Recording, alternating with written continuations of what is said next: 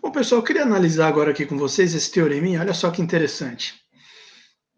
O teorema que consideramos a seguir é um resultado fundamental na teoria das funções monótonas, análogo do teorema 2.12 da página 57 para sequências monótonas. Então, tem uma questão aqui que é a seguinte: cara vindo falar assim do nada teorema 2.12, né? A gente nem se lembra. Então, eu abri aqui, ó, voltei lá no teorema 2.12 aqui para que os alunos se lembrem do que ele está falando. É o teorema que dizia que toda sequência monótona ilimitada é convergente. Né? Lembra que a gente passou por isso aqui, discutiu isso aqui, é um teorema bem interessante. Então, o que acontece? Bom, aí a pessoa às vezes não lembra o que é monótono. Né? No caso das sequências, e é a mesma coisa para a função, né? O que é a sequência monótona que a gente fala, né?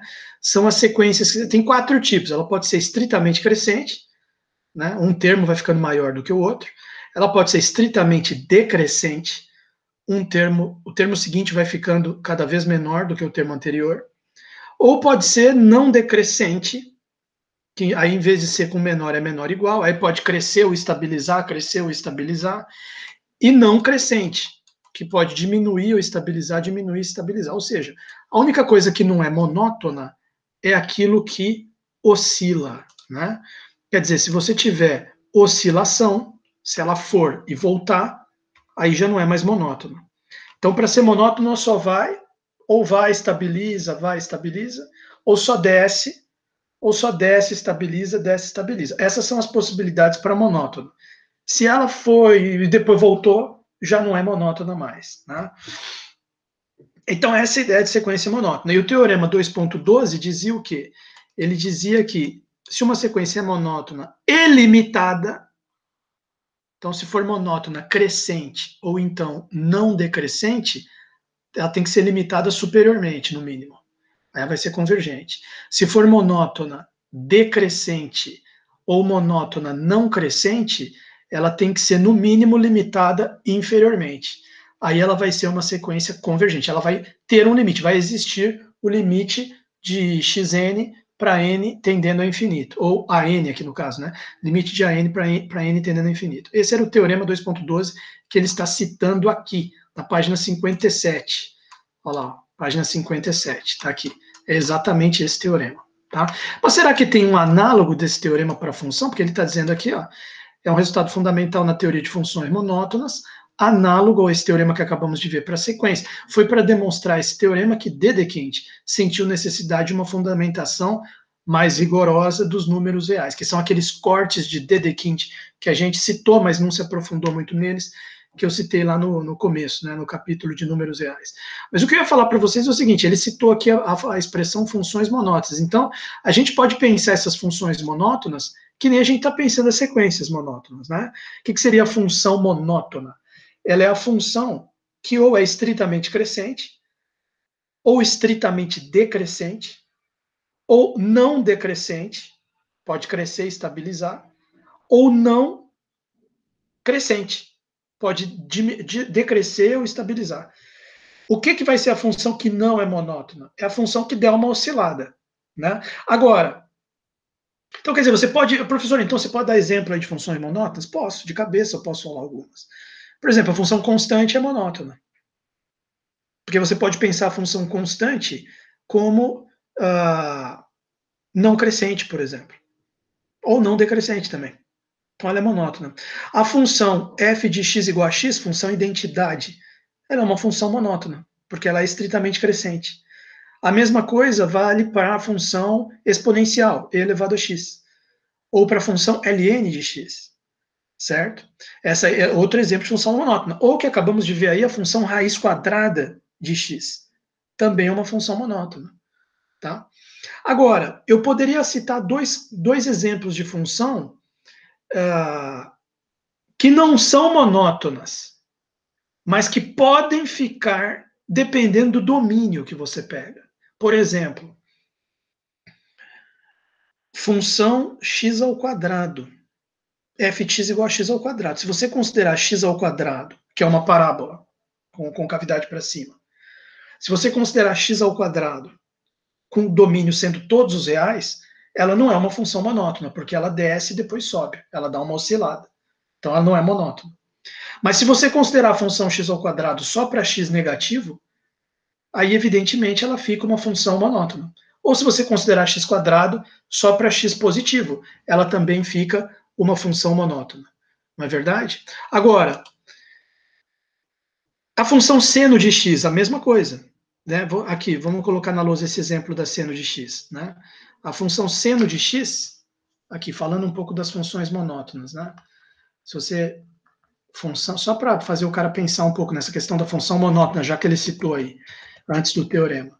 Função monótona, né? Quer dizer, às vezes a função, se você pensar em todo o domínio que você escreveu, ela não é monótona. Pega o exemplo, por exemplo, f dois pontos de 0 a 2π, em R não precisa nem ser R, de menos 1 até 1, que associa a cada x um seno de x. Seno de x. Certo? Então, se você for fazer o gráfico disso aqui, como é que vai ficar?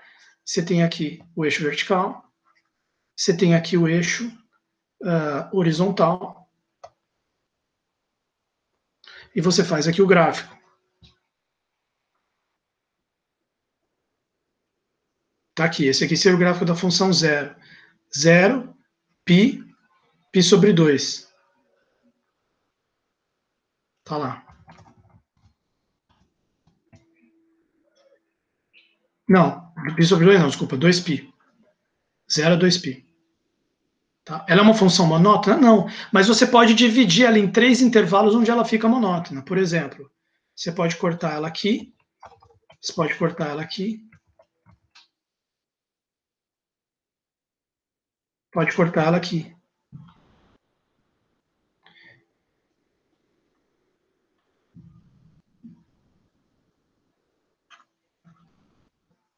Então, aqui formaria um intervalo I1, onde ela é monótona. Nesse I1 aqui. Aqui formou um outro intervalo I2, onde ela é monótona também. Nesse intervalo I2 aqui. Também é monótona. E você ainda pode pensar aqui num intervalo I3, onde ela também é monótona. Nesse I3. Tá? Seno de x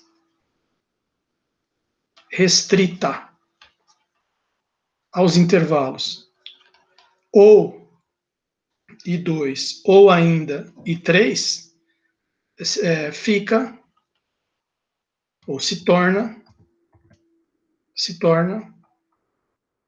monótona.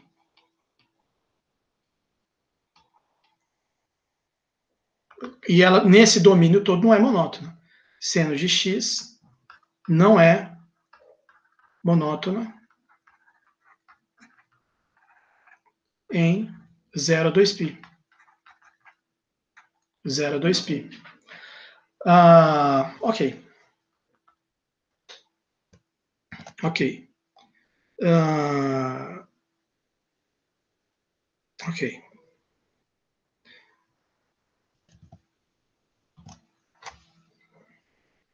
Então vamos para o teorema, propriamente. Já discuti a questão das funções monótonas, eu lembrei do teorema 2.12. Vamos agora partir. Cuidado que tem aqui uma certa treta nesse enunciado aqui, ó. Seja f uma função monótona e limitada. Tá, questão de função limitada.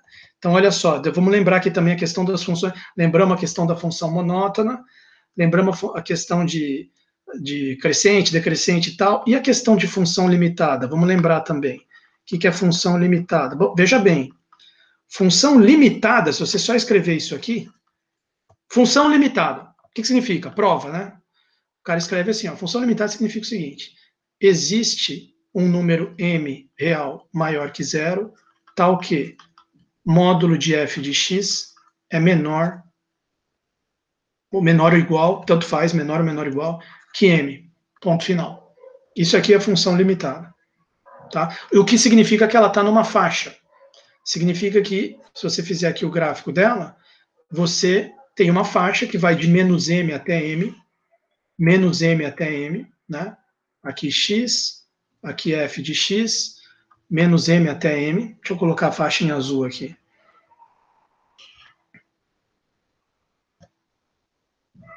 M, menos m.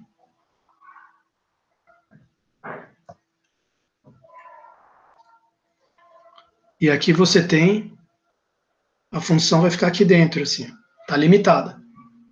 Função limitada, tá? Deixa eu até fazer o gráfico aqui nessa cor. Função limitada. Tá lá. Só que lembra que tem aquela questão também de limitada superiormente, limitada inferiormente, né? Então, só para lembrar o aluno, para não ficar muito puto, né? Pode ser também limitada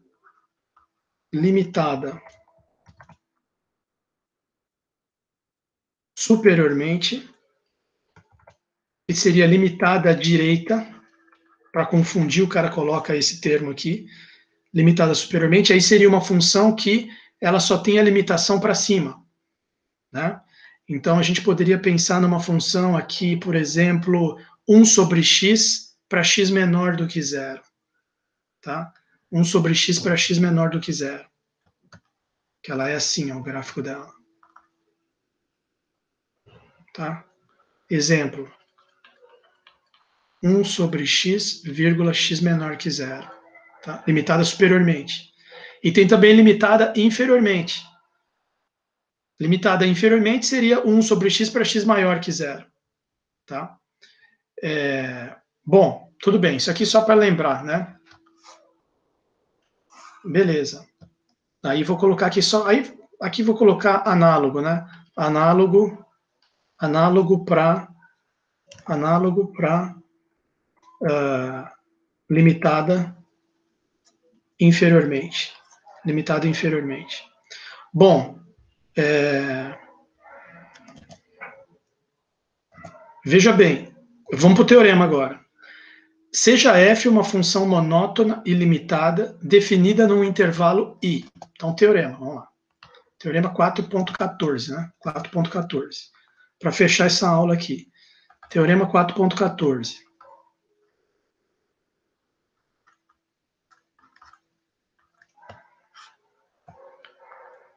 Seja f dois pontos de i em R, seja f dois pontos de i em R, monótona e limitada, e que o azinho é ponto de acumulação à direita ou ponto de acumulação à esquerda. Monótona, vírgula, limitada,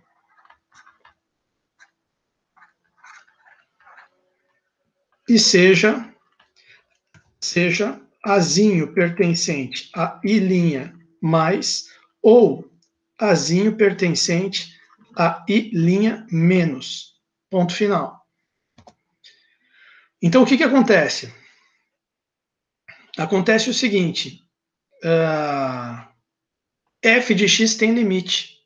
Só que ele trocou, aqui que está a treta do enunciado. Se ele for ponto de acumulação à direita, ela tem limite para x tendendo a mais. Se ele for ponto de acumulação à esquerda, ele tem limite para x tendendo a menos. Está invertido aqui, tá? Então, existem, vou colocar aqui, ó, em verde aqui para chamar a atenção. Em verde. I' mais, I' menos. Então, existem. Então, f de x tem limite, né? Quer dizer, existe o limite. Para x tendendo a mais, vamos colocar assim, existem limite para x tendendo. Se ele for ponto de acumulação à direita, x tendendo a mais. X tendendo a mais de f de x, ou limite. Eu vou até colocar existe no singular, né? Então, existe o limite para x tendendo a mais, f do caso ser ponto de acumulação pela direita, ou limite para x tendendo a menos do f de x, para o caso dele ser ponto de acumulação à esquerda, tá? E aí vem a demonstração. Vamos ver a demonstração aqui. Tem algumas coisas aqui também para a gente discutir nessa demonstração. Então, olha só. Demonstração. Claro que aqui, quando o cara fala monótona, vou demonstrar esse teorema aqui para a função monótona. Ela pode, se dele ter falado monótona, ela pode ser crescente, decrescente, não decrescente, não crescente, né? 4 possibilidades. Ponto de acumulação pode ser à direita, pode ser à esquerda. Então, ele vai pegar um caso e vai falar que os outros são análogos. As demonstrações nos outros casos são feitas por raciocínio análogo e ficam a cargo do leitor. Então, o caso que ele vai pegar vai ser, para fixar as ideias, uma função não decrescente, então monótona não decrescente, e que, portanto, você vai usar que ela é limitada. Aí tem esse à direita aqui que confunde. Esse à direita significa limitada superiormente, tá? Já que ele pegou a função não decrescente, ele pega a função limitada superiormente. Então, para fixar as ideias, seja uma função não decrescente, o azinho daí, ponto de acumulação, ele pegou à esquerda. Então, se ele é ponto de acumulação à esquerda, você vai fazer limite para x tendendo a pela esquerda, né? Então, vamos lá. E aí vai ter o resto da demonstração aqui que a gente vai fazer direitinho. Mas já vamos começar dizendo o seguinte: supor f, uma função não decrescente, limitada superiormente, e azinho ponto de acumulação à esquerda. Supor f não decrescente, vírgula, limitada superiormente,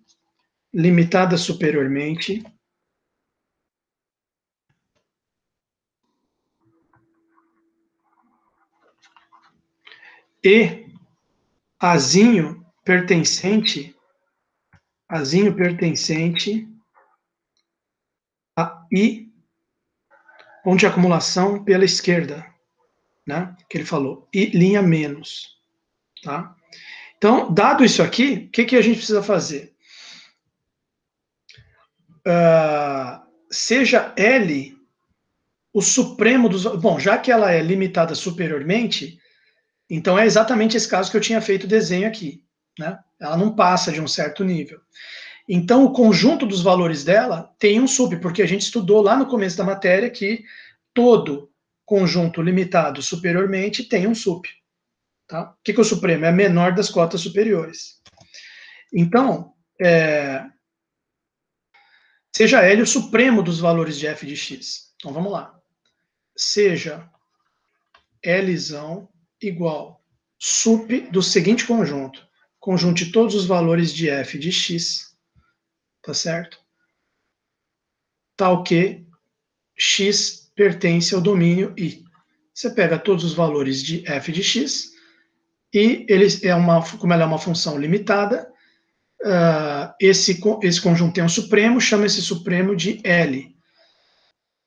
Mas aqui, bom, seja L o supremo dos valores de f de x para todo x pertencente a I, x menor do que A. Bom, como ele é ponto de acumulação à esquerda, tem que colocar, é verdade, eu esqueci desse detalhe, x menor do que A, claro. Vírgula, x menor do que A. Vírgula, x menor do que A. Que eu vou fazer o limite pela esquerda, né? Então, vou me restringir aos valores menores do que A. Tá aqui. Beleza. Então, L é o supremo dos valores de fx para todo x domínio com x menor do que A. E nós vamos provar que existe o limite para x tendendo a pela esquerda, e ele vai ser L. Tá certo? Como que eu vou provar isso? Agora, note que, dado o epsilon maior que zero, existe delta. Agora, note que, dado epsilon maior que zero, existe delta maior que zero, tal que... Porque, olha bem o que... Vamos ver da onde, por que ele está falando isso, né? Ele está falando isso por causa da definição de sup. Porque se o L ele é o supremo desse conjunto aqui, ele é a menor das cotas superiores. Então, em primeiro lugar, ele é maior que todo mundo do conjunto, porque ele é uma cota superior. E qualquer cara menor que o L vai ter gente do conjunto para cima dele. Porque não pode ter uma cota superior menor que ele, se ele é a menor das cotas superiores. Então, dado o epsilon maior que zero, existe um delta maior que zero que faz isso aqui acontecer. tá o quê? Vou até escrever em azul.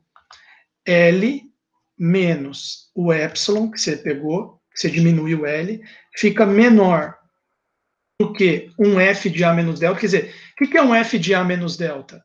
É um F dentro desse conjunto aqui. Porque aqui tem todos os x's que são menores do que A. Então tem A menos delta aqui, ali dentro. Tem os F's de todos os x's menores do que A. Então tem ali um F de A menos delta, para um certo delta específico, que não precisa dizer quem é. Diminuiu um pouco o L, L menos epsilon, opa, já apareceu um F desse conjunto para cima. Só que o F desse conjunto tem que ser menor ou igual que L, porque L é o sup do conjunto. Tá?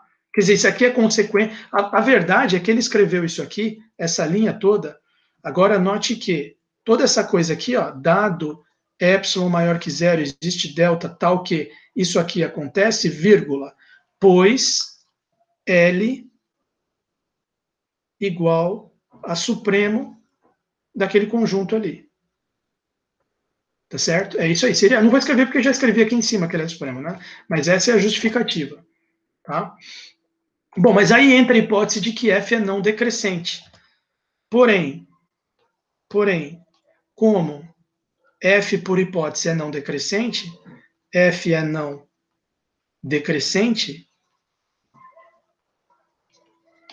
então, o que a gente pode afirmar para uma função não decrescente? Se você pega um A menos delta que é menor que um certo x, então a f de A menos delta é menor ou igual que f de x. Quanto mais para frente o x, mais a função cresce, ela é não decrescente. Né? Então, A menos delta menor do que x implica que f de A menos delta é menor ou igual do que f de x. Tá lá, ponto final.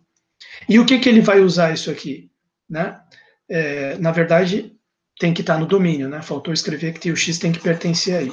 A menos delta menor que um x, vírgula, com x pertencente aí, implica que o f de A menos delta é menor ou igual que o f de x.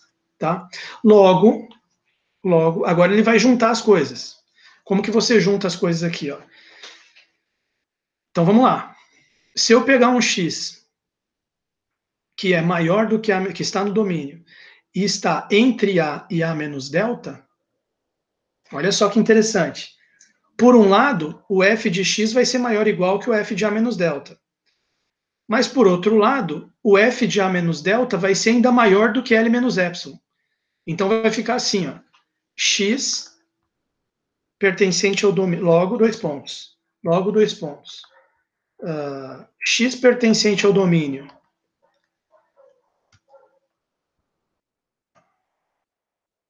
no final lá, logo, dois pontos.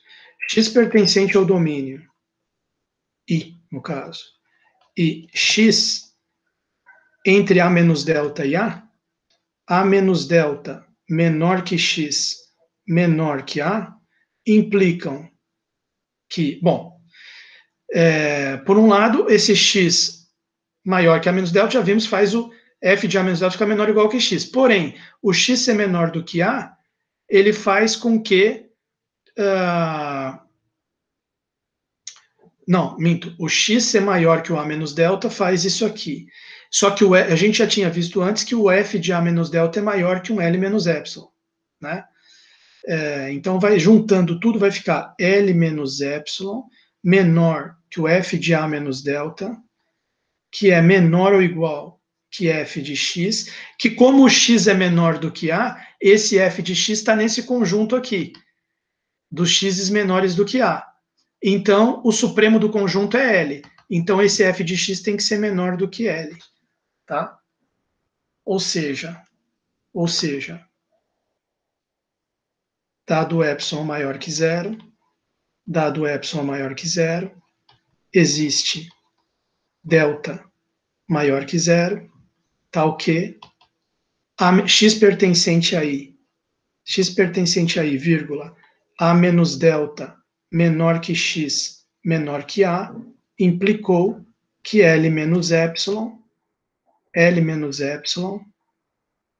menor L menos epsilon menor ou igual, não, L menos epsilon, não, aqui é menor, desculpa, aqui é menor ou igual, tá? Então vai ficar, deixa eu ver como ele escreveu aqui, L menos epsilon é menor que f de x, isso por causa desse menor aqui. L menos epsilon é menor, opa, peraí, L menos epsilon é menor, e aqui sim é um menor igual, menor que f de x, L menos epsilon menor que f de x, que é menor ou igual que L. Isso aqui provou o limite pela direita, né? Ou seja, isto é, limite para x tendendo a pela direita não, desculpa, pela esquerda da f de x, que nada mais é do que f a menos, deu igual a L, né? Portanto, existe o limite. Portanto, existe o limite para x tendendo a A pela esquerda, ponto final.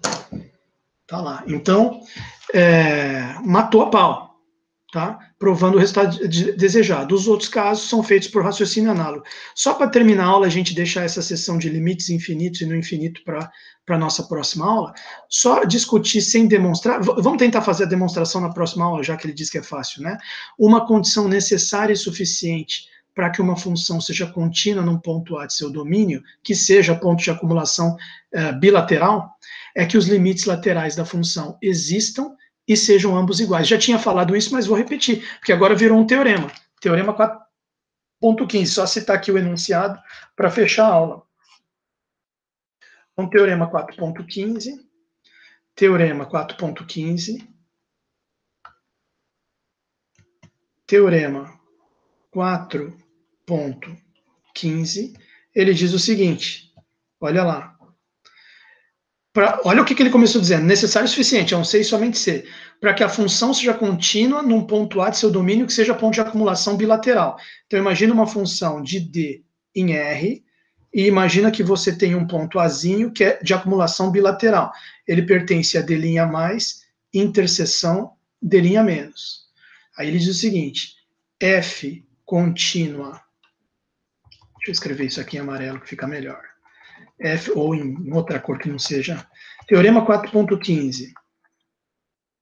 F dois pontos de D em R,